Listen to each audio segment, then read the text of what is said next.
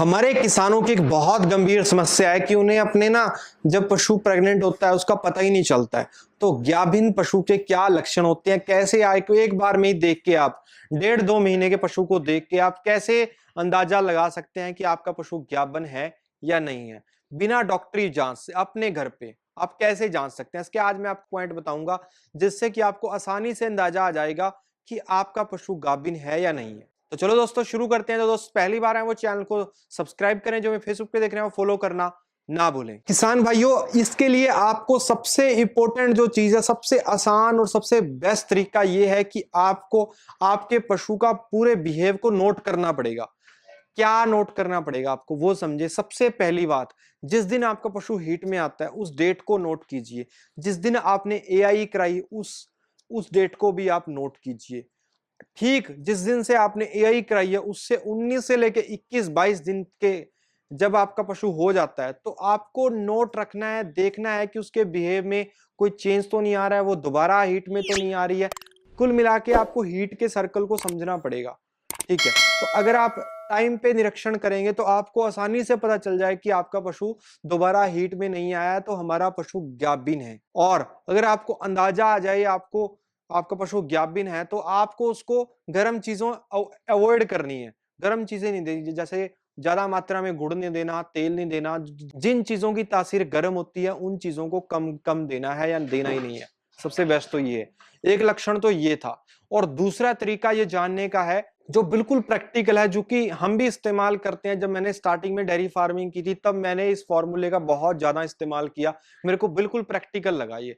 जिस साइड से आप बैठ के दूध निकालते हैं, हम नॉर्मली पशु की लेफ्ट साइड बैठ के दूध निकालते हैं। जो दूसरी साइड होती है, जिस साइड से हम दूध नहीं निकालते हैं, राइट साइड होती है जो पशु की, उस साइड से पशु के आप पेट को देखिए ध्यान से। पीछे खड़े होके आप बिल्कुल सेंटर में खड़े होके कम से कम 10 से 15 फीट पीछे खड़े होके ध्यान से देखिए। अगर आपको उसकी शेप में हल्का सा अंतर आता है, मतलब एक साइड की शेप नॉर्मल है, एक साइड की हल्की सी थोड़ी सी ज्यादा गुलाई में है, तो आप निश्चिंत ही अंदाजा लगा सकते हैं कि आपका पशु प्रेग्नेंट है। ये बहुत ही प्रैक्टिकल है, लेकिन ये आपको दूसरे तीसरे महीने में ही पता चल सकता है, पहले नहीं। और तीसरा तरीका यह है कि अगर आप बुल रखते हैं, आपके गांव में बुल है, तो ये बड़ा आसान है। अगर आपका पशु प्रेग्नेंट है तो बुल से वो कतराएगा, बुल को पास नहीं आने देगा अपने आप से, क्योंकि ये नेचुरल है, वो बुल से दूर रहेगा। वैसे ये 100% सही नहीं है, लेकिन बस ये तरीका है एक जानने का, एक मेथड है ये भी जानने का। अगर आपके पास बुल है तो ये भी आप आसानी से जान सकते हैं। एक और तरीका है जिसमें आप बिहेव के माध्यम से जान सकते हैं। अगर आपका पशु प्रेग्नेंट होने के बाद नॉर्मली गाय भैंस दोनों में ये चीज देखी जाती है कि गाय और भैंस दोनों शांत हो जाते हैं।